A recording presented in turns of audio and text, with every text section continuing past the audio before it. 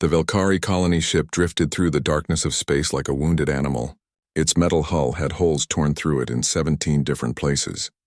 Inside the ship, Ambassador Thelnara held her communication device with shaking hands. Her blue skin had turned pale with fear. Around her, the lights flickered on and off as the ship's power systems failed one by one. The Corinthian raiders had come without warning. Their massive warships had surrounded the peaceful colony vessel like wolves circling prey. The Velkari had no military weapons. They were diplomats and families, traveling to establish a new trade agreement with a neighboring system. They had believed the space lanes were safe. They had been wrong. Thelnara's assistant lay on the floor nearby, bleeding from a wound in her side. The green blood pooled slowly in the low gravity. 3 children huddled in the corner, their large eyes wide with terror. The sound of explosions echoed through the corridors as the Corinthian boarding parties cut through bulkhead after bulkhead, getting closer to the bridge where Thelnara stood. She pressed the button on her communicator one more time. Her voice came out as barely more than a whisper. "This is Velkari diplomatic vessel Harmony's Light. We are under attack by Corinthian raiders. Our shields are gone. Our engines are failing. We have 147 people on this ship. 32 of them are children. Please, if anyone can hear this message, we need help. We are dying." The response came so quickly that Thelnara almost dropped her communicator in surprise. "Harmony's Light, this is Captain Henry Blake of the Terran Defense Fleet. I'm commanding the destroyer TDF Righteous Fury. We picked up your distress call. We're 40 minutes away from your position. Can you hold out that long?" Thelnara had never heard of Terrans before. The translator in her ear struggled with the strange, rough sounds of their language. But the voice on the other end sounded strong and confident. It sounded like hope. "Captain Blake, we have limited time," she said, trying to keep her voice steady. "The raiders have already killed 12 of our people. They're taking others as prisoners for ransom. They're breaking through to the civilian quarters right now." There was a pause on the other end of the line. When the human captain spoke again, his voice had changed. It was colder now, harder, like ice forming over deep water. "Ambassador, I need you to listen to me very carefully. My fleet is coming. We're pushing our engines as hard as they can go. Lock down every door you can. Get everyone into the most secure room on your ship. Barricade yourselves in. Just hold on for 38 more minutes." "What can 6 ships do against 20 Corinthian warships?" Thelnara asked, despair creeping into her voice. Captain Blake's answer was simple and direct. "You're about to find out what happens when humans get angry." Blake out. The Corinthian raid commander was named Vorkash.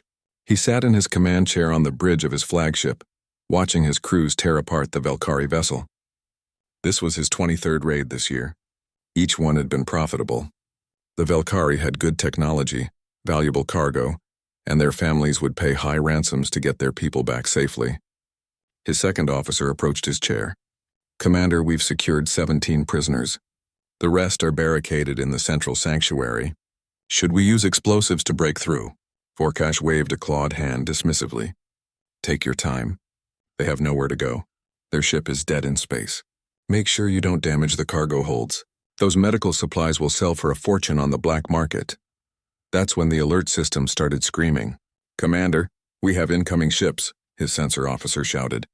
6 vessels just dropped out of faster-than-light travel at the edge of the system. They're accelerating toward us. Vorkash leaned forward, interested but not concerned. "What species?" "Unknown, sir. The computer doesn't recognize their ship designs. Wait, we're receiving a transmission."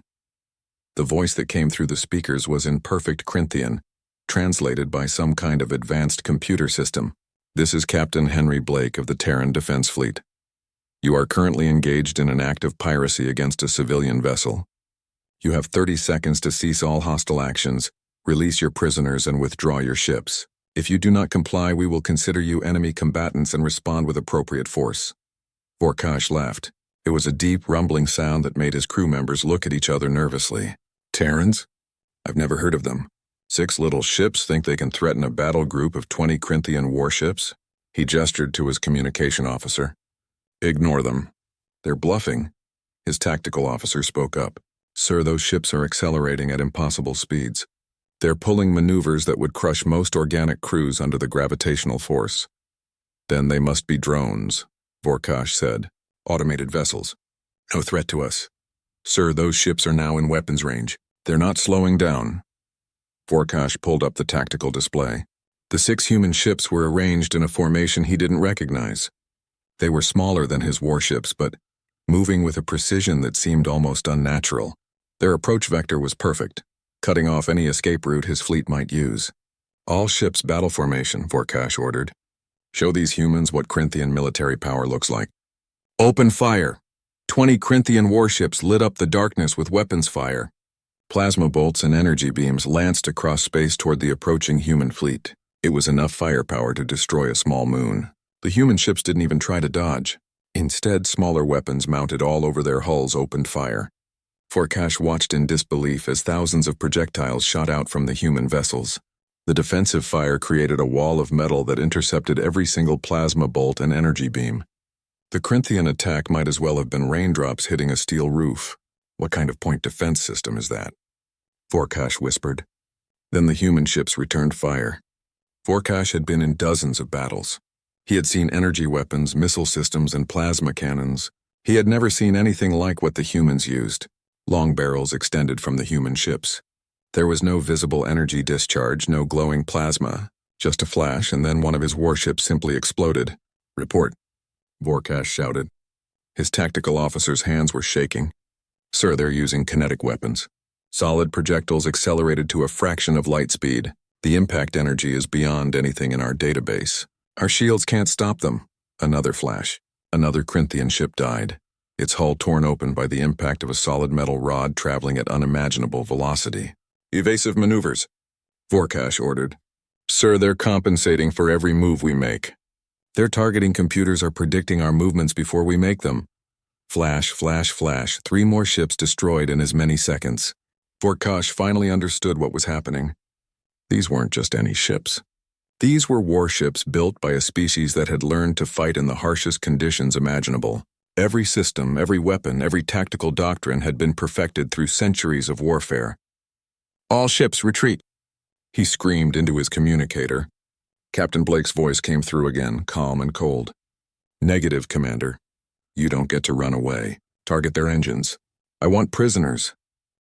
Lieutenant Commander Lisa Grant stood at her station on the bridge of the TDF Vengeance. Her fingers moved quickly across the glowing controls in front of her. She had been in the Terran Defense Fleet for 8 years now. She had seen combat during the colony wars in the Outer Rim. She had fought pirates near the asteroid belt. But this was her first real battle since humanity had made contact with other alien species. The bridge was quiet, except for the soft beeping of computers and the low hum of the ship's engines. Every crew member focused on their job. There was no panic, no shouting. Just professional military efficiency. Enemy ships are trying to scatter, reported Ensign Paul Chen from the sensor station. They're breaking formation. Looks like they're trying to escape in different directions. Captain Blake's voice came through on the fleet-wide channel. All ships pursue and disable. Don't let a single one get away. These raiders need to answer for what they've done. Lisa pulled up her tactical screen. It showed all 20 Corinthian ships as red dots scattered across the display. The 6 human ships were blue dots, moving with coordinated precision. Each human vessel had already selected its targets. Firing solution locked on target Charlie 7, announced Lieutenant Jack Morrison from the weapons console. Railgun charged and ready. Fire when ready, ordered Commander Kate Sullivan, the Vengeance's captain. The ship shuddered slightly as the railgun fired. Lisa watched the tracking screen. The solid metal projectile, no bigger than a telephone pole, shot through space at 30% of light speed. It crossed the distance to the target in less than 2 seconds. The Corinthian warship's shields flared bright blue as they tried to stop the incoming round.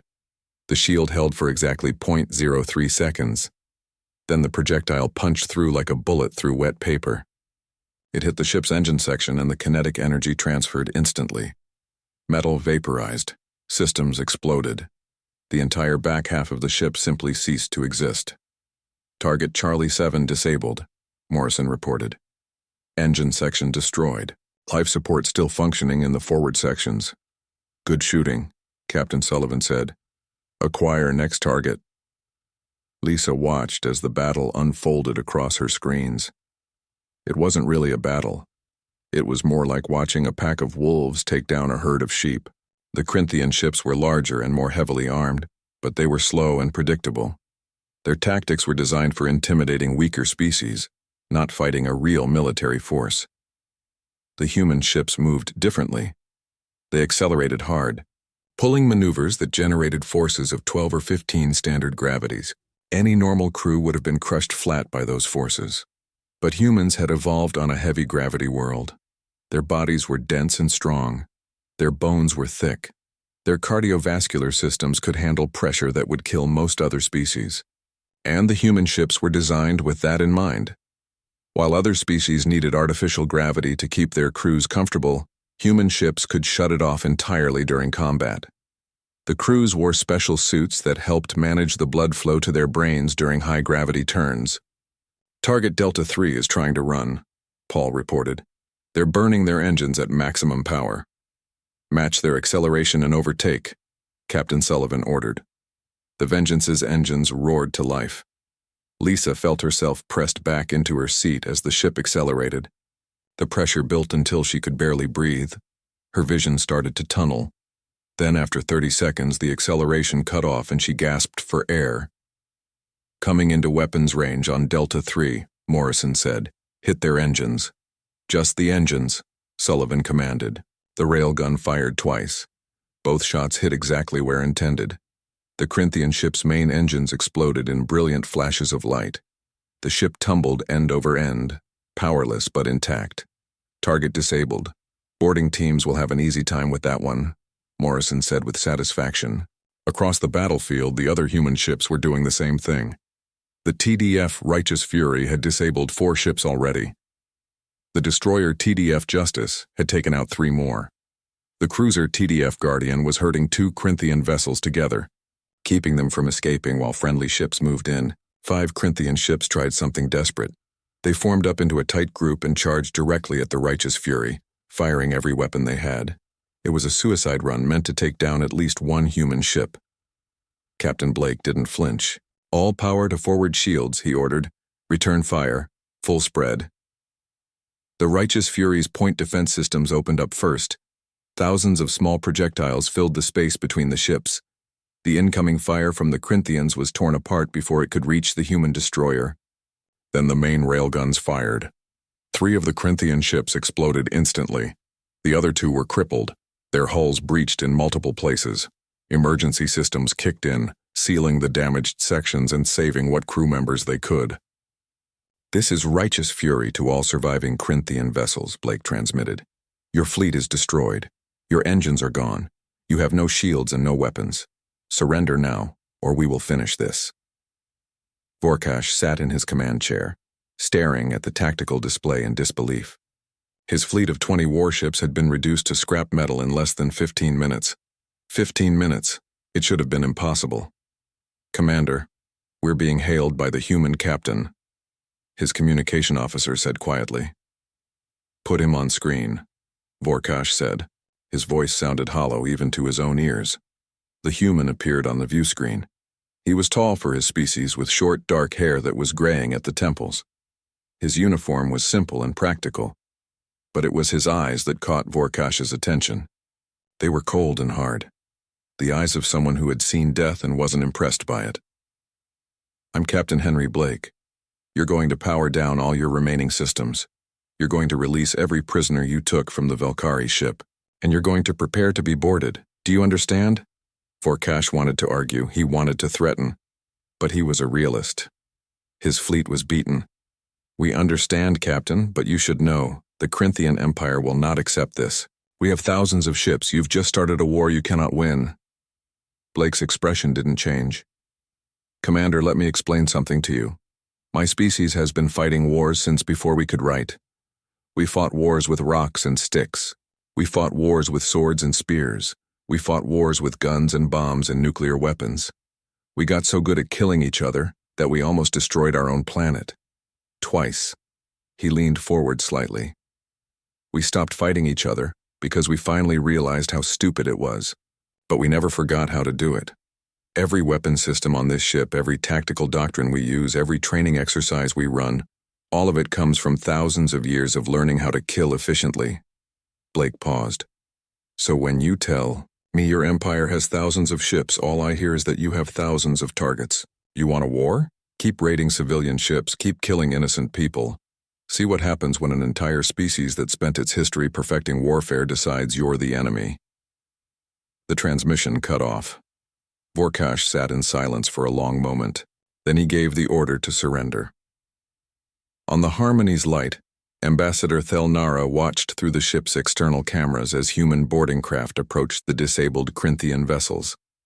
The small craft moved with the same precise efficiency as the warships.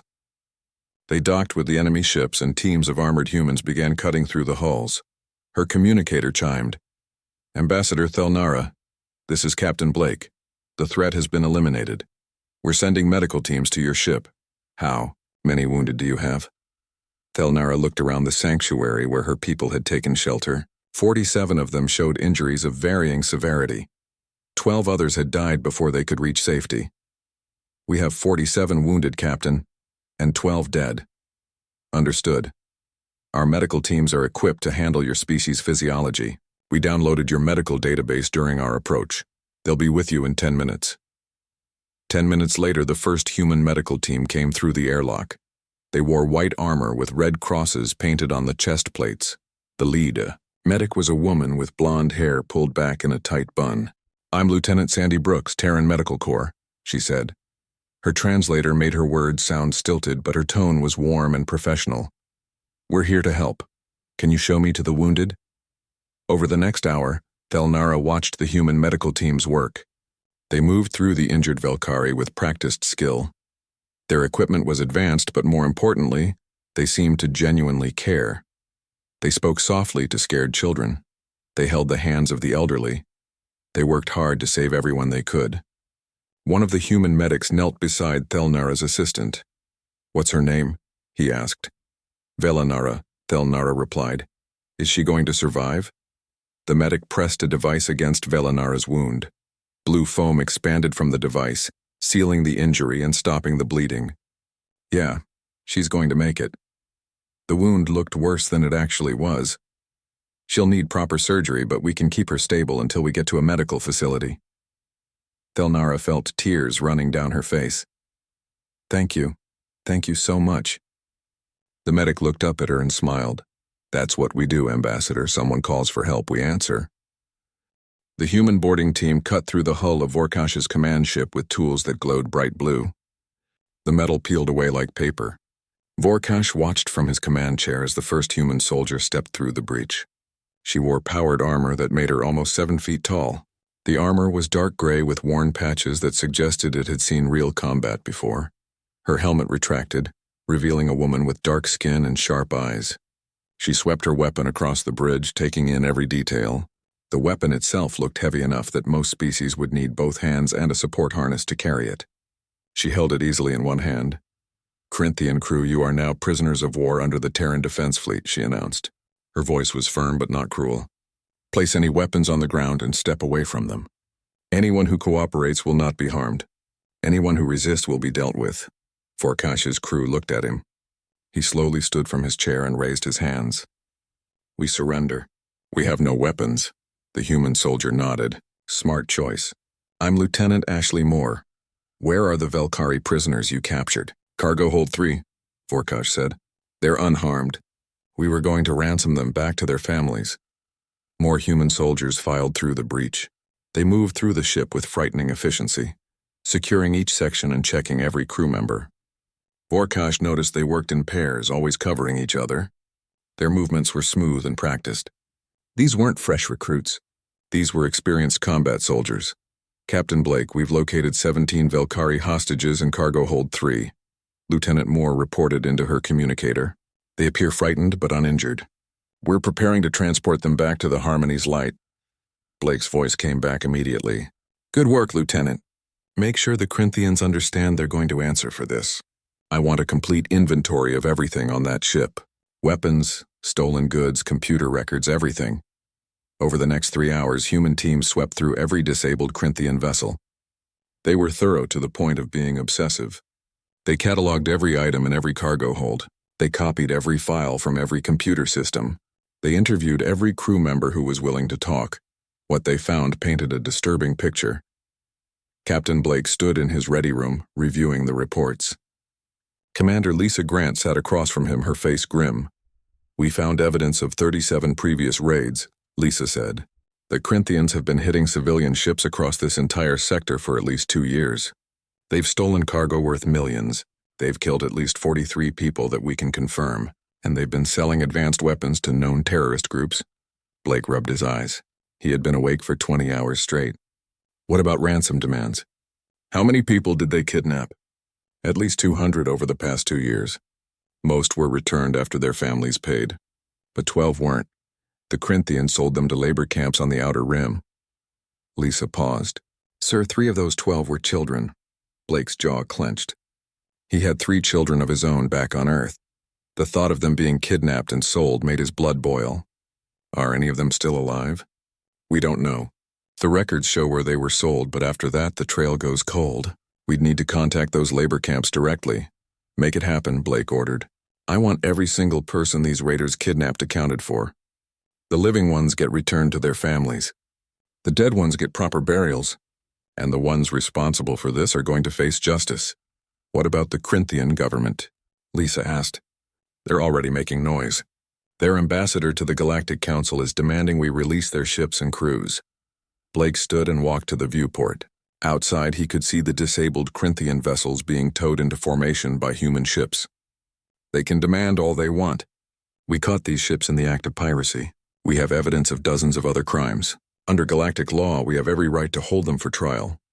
The Corinthians are saying galactic law doesn't apply to military vessels." "These aren't military vessels," Blake said firmly. "They're pirates, raiders, criminals wearing military uniforms. There's a difference." He turned back to face Lisa. "Contact Admiral Coleman at Fleet Headquarters. Tell her what we found. Request permission to escort these prisoners to the nearest neutral station for trial. And make sure you send her all the evidence we collected. Every file, every recording, every piece of stolen cargo. I want this documented so thoroughly that not even the best lawyer in the galaxy could argue these bastards are innocent." "Yes, sir," Lisa said. She stood to leave, then paused. "Sir, if I may ask, what do you think the Corinthian response will be?" Blake smiled, but there was no humor in it. "I think they're going to try to intimidate us. They'll make threats. They'll move some ships around to look impressive. But in the end, they're going to back down." "How can you be sure?" "Because we just destroyed 20 of their warships in 15 minutes, Commander. And we did it without losing a single ship or a single crew member. The Corinthians aren't stupid. They know what it means when you win that decisively. It means the fight wasn't even close." 3 days later, the Corinthian response came exactly as Blake had predicted. Their ambassador to the Galactic Council stood before the assembled representatives and delivered a speech full of righteous anger. "The Terrans have committed an act of war against the Corinthian Empire," Ambassador Krell declared. His voice boomed through the council chambers. "They attacked our vessels without provocation. They kidnapped our crews. They stole our property. This aggression cannot stand. The Galactic Council was an ancient institution. Representatives from over 200 species gathered in the massive station that orbited a neutral star. The Council made decisions through consensus and debate. Violence was rare. War was almost unheard of. Until now, the Council had largely ignored humanity. Earth was a new member, having achieved faster-than-light travel only 5 years earlier. The humans had been polite and respectful. They had signed all the appropriate treaties, but they had not been considered particularly important. That was changing. The human ambassador to the Galactic Council was a woman. Named Susan Drake, she had been a colonel in the Terran Marine Corps before retiring to join the diplomatic service. She stood calmly as Ambassador Krell finished his speech. "Ambassador Krell," she said, her voice cutting through the murmurs in the chamber. "I would like to present evidence to the Council." She activated a holographic display. Images filled the air above the council floor. They showed the Corinthian attack on the Harmony's light. They showed Velkari civilians being dragged through corridors. They showed children crying in terror. "This is what your military vessels were doing when Captain Blake arrived," Susan said. "They were attacking a diplomatic ship carrying civilians. They were murdering innocent people. They were kidnapping children to sell as slaves. More images appeared. These showed the contents of the Corinthian cargo holds. Stolen medical supplies, weapons marked for terrorist groups, computer files detailing years of raiding activities. These are not military operations, Susan continued. These are crimes. Your government may call these ships part of your navy, but their actions mark them as pirates and murderers. Ambassador Krell's face flushed dark purple. You have no right to judge us. You're a newcomer to this council. Your species is barely civilized. You come from a death world where violence is normal. Susan smiled. It was not a friendly expression. You're absolutely right, Ambassador. We do come from a death world. We come from a planet where nature tried to kill us every single day, where predators hunted our ancestors, where diseases wiped out entire populations, where we had to fight and struggle just to survive. She stepped forward. And you know what we learned from all that? We learned that strength exists to protect the weak. We learned that civilization requires good people to stand against bad people. We learned that if you want peace, you need to be ready for war. The chamber was completely silent now. Your ships attacked civilians, Susan said. Captain Blake responded. He saved the Velkari. He captured your raiders. He collected evidence of their crimes. And now you stand here demanding their release. You stand here claiming to be the victim? She pulled up another holographic display. This one showed the faces of 12 people. These are the children your raiders sold to labor camps. The youngest was 6 years old. Do you want to explain to this council how selling a 6-year-old child is a legitimate military operation? Ambassador Krell opened his mouth, then closed it again. He had no answer. Susan turned to address the entire council. Humanity asks for nothing except justice. These criminals will face trial at a neutral station. They will have lawyers. They will have the opportunity to defend themselves, but they will face the consequences of their actions. And if the Corinthian Empire attempts to prevent justice through military force, they will find out exactly how a Death World species responds to threats. The vote was held 3 hours later. The Galactic Council ruled that the Corinthian raiders would stand trial. The evidence was too overwhelming. The crimes too severe. Even the Corinthians' closest allies voted against them. Vorkash watched the broadcast from his cell on the human prison ship. He had expected his government to rescue him. The footage spread across the galactic network faster than anyone expected. Ambassador Thelnara had recorded everything from the moment the Corinthians attacked until the human ships arrived. She uploaded the complete video to every news service, every government database, and every public forum she could access.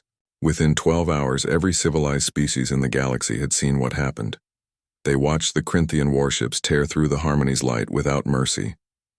They watched terrified Velkari families huddle in corners as raiders broke through their doors. They watched children crying and adults dying. And then they watched 6 human ships arrive and end the battle in 15 minutes. The response was immediate and overwhelming. On the Velkari homeworld, Council Leader Shenvara sat in her office watching the video for the 3rd time. She was an old woman by Velkari standards, nearly 200 years old. She had lived through wars and disasters. She had seen the best and worst of galactic civilization, but she had never seen anything quite like this. Her communication console chimed. Council Leader, the human ambassador is here to see you. He says it's urgent. Send him in, Shenvara said. Ambassador Greg Palmer walked into her office a moment later. He was a tall man with gray hair and deep lines around his eyes. He moved with the careful posture of someone who had spent time in high-gravity environments. His formal diplomatic robe looked slightly uncomfortable on him, like he would rather be wearing a military uniform. Ambassador Palmer, Shenvara said, gesturing to a chair. I assume you've seen the response to the footage. I have, Greg said, sitting down. That's why I'm here. My government wants to make sure you understand our position. Your position? Shenvara leaned forward. Ambassador, your people saved one of our colony ships. You stopped raiders that our own military couldn't have handled. The entire galaxy is talking about it. 17 different species have already contacted us asking for information about humanity. Greg nodded slowly. And that's exactly what concerns us, Council Leader. We didn't come to your galaxy looking for glory. We didn't want to make a big entrance. We just responded to a distress call. But you did more than that, Shenvara said. You demonstrated military capabilities that most species didn't know existed. You showed tactical doctrines that are decades ahead of standard galactic practice. You made the Corinthian Empire look weak in front of the entire galaxy. The Corinthians made themselves look weak. Greg replied. They attacked civilians and got beaten by a small patrol fleet. That's on them, not us. Shenvara studied the human ambassador carefully. What do you want, Ambassador Palmer? What does Earth want from this situation? Greg was quiet for a moment. Then he spoke carefully. We want to be good neighbors, Council Leader. We want to trade with other species. We want to share scientific knowledge. We want to contribute to galactic civilization. But we also want everyone to understand something very important, which is that we will not stand by while innocent people are murdered, Greg said firmly. We will not ignore distress calls. We will not let raiders and pirates operate freely, just because the Galactic Council prefers to solve everything through diplomacy and economic sanctions. Sometimes problems need to be dealt with directly.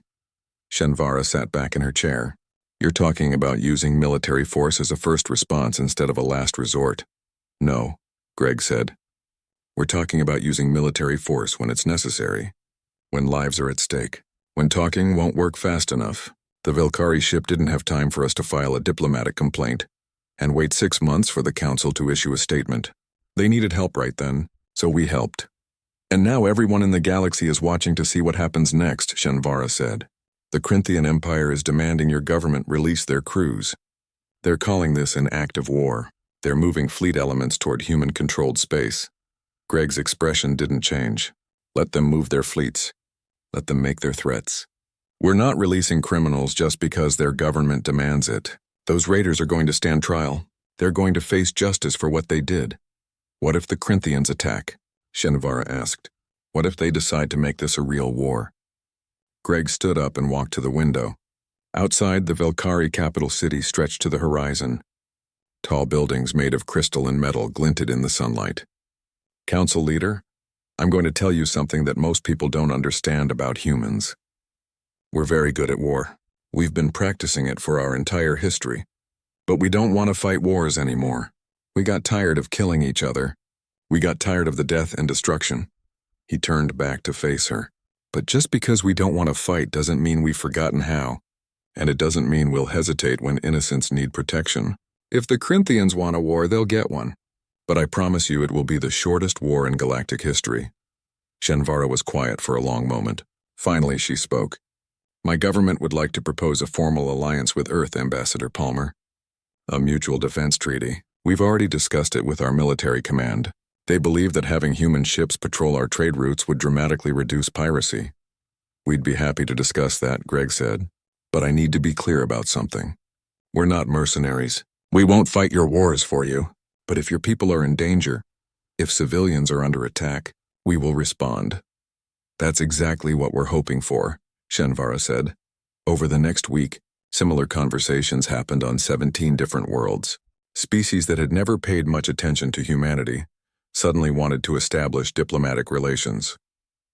Governments that had considered Earth a minor player started treating human ambassadors with respect bordering on fear. The change was most visible at the Galactic Council station. Ambassador Susan Drake found herself surrounded by other diplomats every time she entered the main chamber.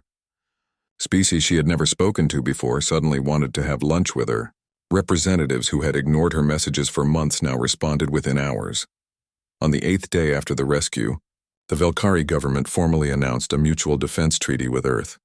The ceremony was broadcast across the galaxy. Council Leader Shenvara and the Terran Secretary of State signed the documents while cameras recorded every moment. This treaty represents more than just military cooperation, Shenvara said during her speech. It represents a new understanding of what civilization means. We have learned that peace is not simply the absence of conflict. Peace is something that must be actively protected and defended. The reaction was mixed. 12 species immediately requested similar treaties with Earth. 8 others expressed concern about humanity's growing influence.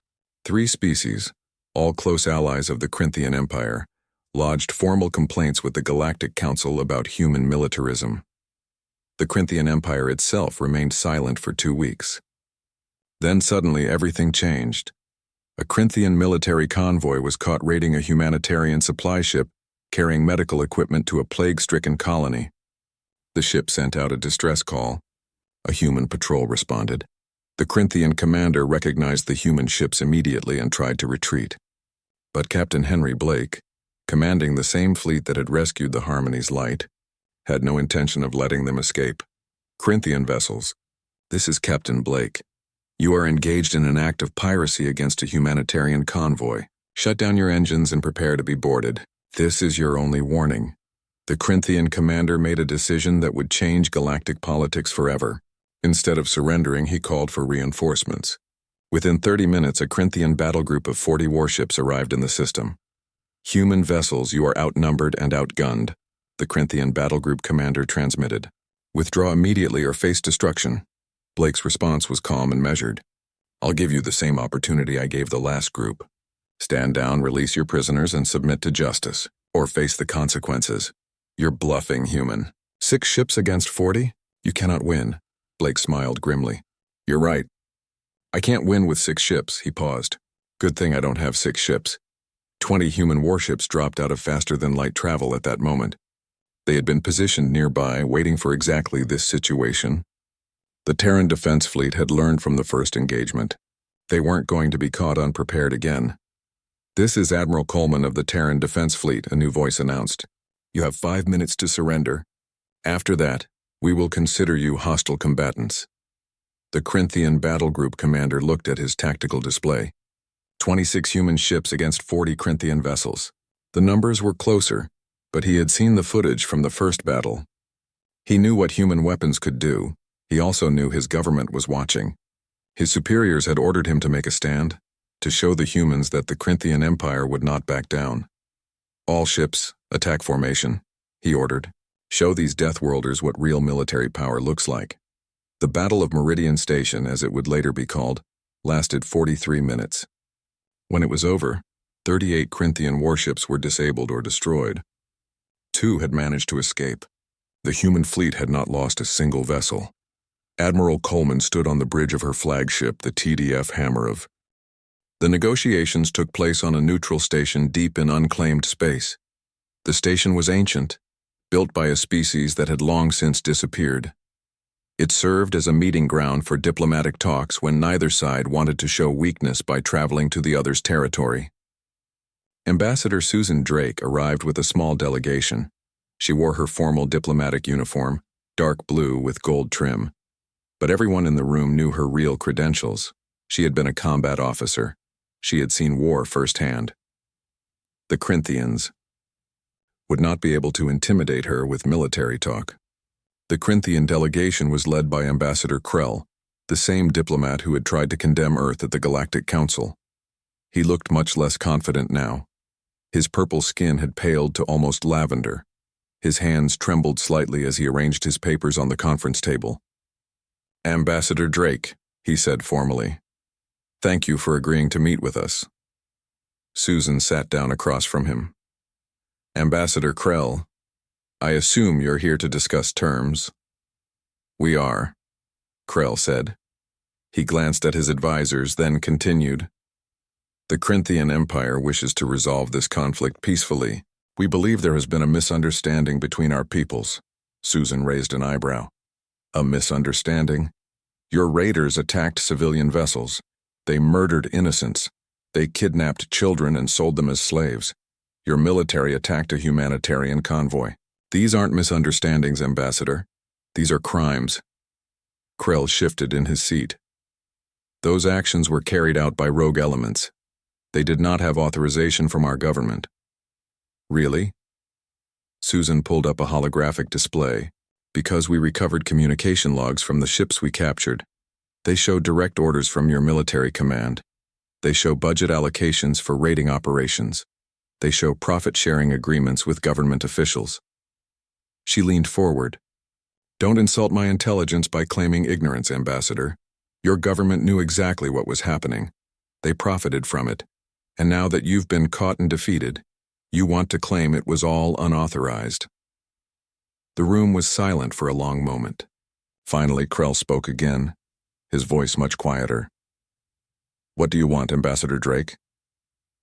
Justice, Susan said simply. The raiders we captured will stand trial. They will face the consequences of their actions. Your government will pay reparations to every species you've harmed. You will shut down your raiding operations permanently. And if we refuse? Krell asked. though there was no strength in his voice. "Then we continue the war," Susan said. "And I promise you, Ambassador, it will not go well for you. We've destroyed 58 of your warships without losing a single vessel. How many more do you want to lose before you accept reality?" Krell looked at his advisors. They all looked away, unwilling to meet his eyes. He was on his own. "We will agree to your terms," he said finally. "But I need to ask something. Why are you doing this? Why does Earth care so much about justice for species you barely know?" Susan was quiet for a moment. Then she spoke, her voice softer but no less firm. "Ambassador, my species has done terrible things in its past. We fought wars that killed millions. We committed atrocities that still haunt us. We came very close to destroying ourselves several times." She stood and walked to the viewing port. Outside, stars glittered in the darkness. "We learned something from all that pain and death. We learned that civilization only works when people stand up for what's right, when the strong protect the weak, when justice matters more than profit." She turned back to face Krell. "We're not perfect, Ambassador. We still make mistakes. We still have problems. But we've decided that we're going to try to be better. And that means when we see evil happening, when we see innocent people suffering, we don't look away. We act." "Even if it costs you?" Krell asked. "Especially if it costs us," Susan replied. "Because that's what makes it meaningful. Anyone can do the right thing when it's easy and profitable. It takes real character to do the right thing when it's hard and expensive." The formal treaty was signed 3 days later. The Corinthian Empire agreed to cease all raiding operations. They agreed to pay reparations totaling over 5 billion credits to various species they had harmed. They agreed to submit to oversight from the Galactic Council for the next 50 years. More importantly, they agreed to help locate and free every person their raiders had kidnapped and sold. It took months, but human and Corinthian teams working together eventually found and freed 147 people. 12 of them were the children who had been sold to labor camps. Captain Blake personally oversaw the reunion of one of those children with her family. The little girl's name was Vela. She was 8 years old and had been missing for 2 years. Her mother collapsed when she saw her daughter walk off the transport ship. Blake watched from a distance, his arms crossed over his chest. Lieutenant Lisa Grant stood beside him. "That's what we're fighting for," he said quietly. "That right there. That moment when a mother gets her daughter back." "Worth it?" Lisa asked. "Every damn time," Blake replied. The Battle of Meridian Station had lasting consequences beyond the immediate peace treaty. Other species that had engaged in piracy or raiding quietly ceased their operations. Several governments that had been harassing their neighbors suddenly became much more diplomatic. The message had been received clearly across the galaxy. Humanity was not to be trifled with. But the humans also showed their other side. Human medical teams traveled to dozens of worlds offering free treatment for diseases and injuries. Human engineers helped rebuild stations that had been damaged by raiders. Human teachers established exchange programs with other species. Ambassador Greg Palmer stood before the Velkari Council 6 months after the initial rescue. He had been invited to give a speech about human philosophy and culture. "People often ask me why humans are so willing to help others," he said. "They ask why we respond to distress calls from species we barely know. They ask why we risk our lives for strangers." He paused, looking out at the assembled Velkari leaders. "The answer is simple. We believe that civilization is a choice. Every day, every person chooses whether to make the universe a little better or a little worse. Every time someone calls for help, we get to choose whether to answer or ignore them. Humanity has made a lot of wrong choices in our past," Greg continued. "We've hurt each other. We've made terrible mistakes. But we've also learned from those mistakes. And we've decided that moving forward, we want to be the kind of species that answers when help is needed." He smiled. "We're not heroes. We're just people trying to do the right thing. And sometimes that's enough." The Velkari gave him a standing ovation that lasted 5 minutes. Back on Earth, in a small apartment in Denver, a young woman named Rachel Turner watched the broadcast of Greg's speech. She had just graduated from the Terran Naval Academy. In 2 weeks, she would report to her first assignment on the destroyer TDF Resolute. She had joined the military because of what happened to the Harmony's light. She had watched the footage of Captain Blake's fleet rescuing the Velkari civilians. She had seen the human soldiers treating wounded aliens with care and compassion. She had decided that was the kind of person she wanted to be. Her mother came into the room carrying 2 cups of tea. "Are you excited about your assignment?" "Terrified," Rachel admitted. "But also excited. I'm going to be part of something important, Mom. We're making a difference out there." Her mother sat down beside her. "Just promise me you'll be careful. I know you want to help people, but don't forget to take care of yourself too." "I promise," Rachel said. She looked back at the screen where Ambassador Palmer was finishing his speech. "Mom, do you think we're doing the right thing? Getting involved in galactic politics? Using our military to enforce justice?" Her mother was quiet for a moment. "I think we're doing what we've always done, honey. We're trying to make things better. Sometimes that means fighting. Sometimes that means healing. But it always means caring enough to try." "That's what Captain Blake says," Rachel replied. "He says the worst thing we could do is have the power to help people and choose not to use it." "Smart man," her mother said. Across the galaxy, in the captain's quarters of the TDF Righteous Fury, Henry Blake sat at his desk, writing a letter to his family. His wife and 3 children lived on Mars where they were safe and comfortable. He missed them terribly, but he knew his work was important. "Dear Sarah," he wrote, "I hope this message finds you and the kids doing well. I'm sorry I missed Tommy's birthday again. I promise I'll make it up to him when I get home leave next month." He paused, thinking about how to explain what he had seen and done.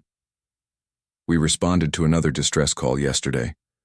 A merchant vessel was being attacked by pirates. We got there in time and no one was seriously hurt. The captain of the merchant ship cried when we told him everyone was safe. He said he thought they were all going to die."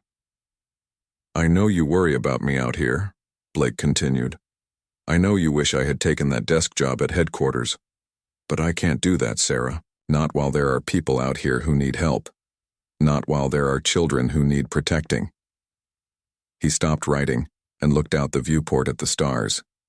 Somewhere out there, another ship might be sending a distress call.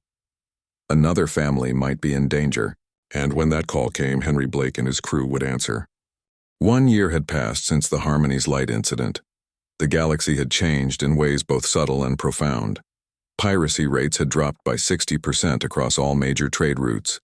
Species that had never cooperated before were now working together on joint security initiatives. The Galactic Council had established new protocols for responding to distress calls, and at the center of it all was humanity. Rachel Turner stood on the bridge of the TDF Resolute, her hands steady on the tactical console. She had been assigned to the ship 8 months ago, fresh out of the academy. Since then, she had responded to 12 distress calls, helped evacuate a colony threatened by a solar flare, and assisted in the capture of 3 different pirate groups. "Contacts on long-range sensors," announced Ensign Kyle Rogers from the sensor station. "Looks like a merchant convoy. They're broadcasting standard identification codes. Everything appears normal." Captain Linda Shaw sat in the command chair, reviewing reports on her datapad. She was a veteran officer with 20 years of experience. She had commanded the Resolute for 3 years and had built it into one of the most efficient ships in the fleet. "Keep monitoring them," Shaw ordered. "We're the only military vessel in this sector. If anything happens, we're their only backup." Rachel studied her displays carefully. The convoy consisted of 5 large cargo ships and 2 smaller escort vessels. They were traveling from the Deltari system to the Velkari homeworld, carrying industrial equipment and luxury goods. The route was considered safe, but Rachel had learned that safe was a relative term in space. 15 minutes later, the alarm system started screaming. "Multiple contacts dropping out of faster-than-light travel," Kyle shouted. 6 unknown vessels. They're not broadcasting identification codes. They're moving to intercept the convoy. Captain Shaw was on her feet instantly. "Battle stations, get me a weapons lock on those ships. Send a message to the convoy telling them to break formation and run." Rachel's fingers flew across her console. The ship's weapon systems came online. Railguns charged. Point defense systems activated. Missile tubes loaded. Unknown vessels, this is the TDF Resolute, Captain Shaw transmitted. You are approaching a civilian convoy in a threatening manner. Identify yourselves immediately, or we will consider you hostile. The response came quickly. Terran ship, this is not your concern. These vessels carry cargo that belongs to us. Do not interfere. Shaw looked at her tactical display. 6 ships against 1. They were trying to intimidate her. They had made a mistake. All ships in this sector are our concern, Shaw replied. You have 30 seconds to alter course and withdraw. After that, we will take action. Rachel watched as the unknown ships continued toward the convoy. They weren't backing down. She felt her heart rate increase, adrenaline flooding her system. This was different from training exercises. This was real.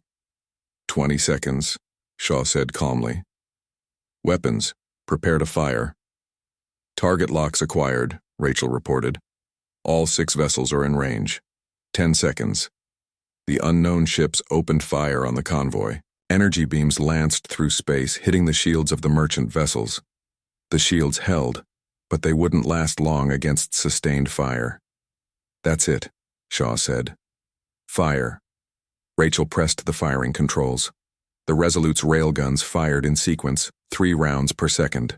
The solid metal projectiles accelerated to incredible speeds, crossing the distance to the target in moments. The first unknown ship's shields flared and failed. The projectile punched through the hull, causing massive internal damage. The ship went dark, its engines offline. The other 5 ships scattered, breaking off their attack on the convoy. But the Resolute was faster. Shaw maneuvered the ship with practiced skill, keeping the enemy vessels in firing range. Target 2 and 3, Shaw ordered. Disable their engines. Rachel fired again. 2 more ships were hit, their propulsion systems destroyed. They tumbled through space helpless. The remaining 3 ships tried to run. They activated their faster-than-light drives, trying to escape. Not today, Shaw said. Missiles away. The Resolute launched 6 missiles. They were smart weapons capable of tracking targets through faster-than-light travel for short distances. 3 of the missiles found their marks. The fleeing ships dropped back into normal space, their drives damaged. The entire engagement had lasted 4 minutes. Ceasefire, Shaw ordered. Send boarding teams to secure those vessels, and somebody get me identification on who these people are. Over the next hour, the crew of the Resolute learned they had just stopped a raid by the Fentari Syndicate, a criminal organization that operated across 3 sectors. The 6 ships had been attempting to steal a shipment of valuable computer components worth millions of credits. Captain Shaw stood in her ready room, talking to Admiral Coleman via holographic communication. Good work, Captain, Coleman said. You followed protocol perfectly. The convoy is safe and we've captured 6 more criminals. Thank you, Admiral, Shaw replied. But I have to say, this is the 4th raid attempt we've stopped this month. The criminals are getting bolder. They're testing us, Coleman said. They want to see if we'll respond every time. They want to find out if we're really committed to protecting civilian shipping. And are we? Shaw asked. Admiral, we only have 60 ships in the entire sector. There are thousands of trade routes, we can't be everywhere. Coleman smiled grimly. We don't need to be everywhere, Captain. We just need to respond fast enough and hit hard enough that the criminals realize it's not worth the risk. Every raid we stop, every pirate group we capture sends a message. Attack civilian ships in human-protected space and you will pay the price. After the communication ended, Shaw walked to her viewing port. She could see the disabled Fentari ships being towed by Resolute's support craft. Soon they would be in custody, their crews facing trial for attempted piracy. A year ago, those ships might have succeeded. A year ago, that convoy might have been robbed or destroyed. But things had changed. Humanity had changed them. On the Galactic Council station, Ambassador Susan Drake attended a meeting of the Security Committee. Representatives from 30 different species sat around the large conference table, discussing proposals for improving galactic security. The human model has been remarkably effective, said Ambassador Thel Nara, who now represented the Velkari on the committee. Since Earth began patrolling trade routes, piracy in protected sectors has dropped dramatically. We propose expanding this system to other regions. The question is who will provide the ships, said another representative, a tall being from the Cortani species. Not every civilization has the military capacity that humans possess. Then perhaps we should learn from them, suggested a representative from the Dravix Collective. The humans have offered to share their tactical doctrines and training methods. Several species have already begun implementing their systems. Susan listened carefully. It was strange to hear other species discussing humanity like they were some kind of security experts. A year ago, most of these representatives had barely known Earth existed. Now they were modeling their militaries after human designs. Ambassador Drake, the committee chairman said, your government has been at the forefront of this effort. What are your thoughts on expansion? Susan stood to address the committee. We're willing to help, but we need to be realistic. Earth can provide training, technology, and tactical support. But we can't patrol the entire galaxy. Each species needs to take responsibility for their own security. She paused. What we can do is create a rapid response network. Human ships, along with vessels from allied species, positioned strategically throughout the galaxy. When a distress call comes in, the nearest ship responds immediately. No delays, no bureaucracy. Just direct action. Some species may view this as human militarism, one representative said cautiously. They may fear that Earth is trying to dominate the galaxy through military force. Susan smiled slightly. We're not trying to dominate anyone. We're trying to make sure that when someone calls for help, that help actually arrives. The old system didn't work. Distress calls went to the council. The council debated. Committees formed. Reports were written. And while everyone talked, people died. She looked around the room. We're offering a better way. Not a human way or a Velkari way or any single species way. Just a better way. One that prioritizes saving lives over following procedure. The committee voted on the proposal 3 hours later. It passed with near unanimity. The Rapid Response Initiative would begin operating within 6 months. Back on Earth, in the city of Geneva, a ceremony was taking place. The Terran Defense Academy was graduating its largest class ever. 500 new officers stood in formation, their dress uniforms crisp and clean. Among them was Rachel's younger brother, Danny Turner, who had followed his sister into military service. Admiral Coleman gave the commencement address. She stood at the podium looking out at the young faces before her. 1 year ago, Captain Henry Blake responded to a distress call, she began. He didn't know the species calling for help. He didn't know if there would be political consequences. He just knew that people were in danger and he could help them. That decision changed the galaxy, Coleman continued. It showed other species that humanity is serious about our values, that we mean what we say when we talk about protecting the innocent.